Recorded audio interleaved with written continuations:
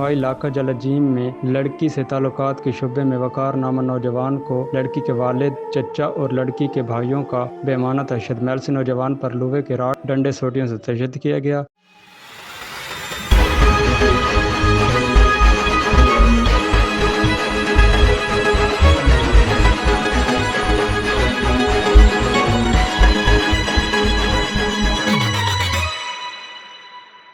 मेलसे के नौजवान वकार के वारसनान के मुताबिक वकार के जिस्म में ड्रिल मशीन से सुराख भी किए गए। मेलसे नौजवान के पाँव की उंगलियां हथौड़े तोड़ दी गई और बोरियां उठाने वाला कुंडा कोनियों में डालकर उल्टा लटका रखा। नौजवान वकार की हालत गैर होने पर इसके वालिद को बुलाकर उसकी हवालगी के लिए जबरदस्ती सुलहनामा भी लिखवाया। वकार की हालत तशवीशनाक होने पर उसे निश्तर अस्पताल मुल्तान मुंतकिल कर दिया गया। मोहम्मद अदनान, मीडिया रिपोर्टर, पाक एशिया वेब टीवी, जिला बिहाड़ी, तहसील मेल।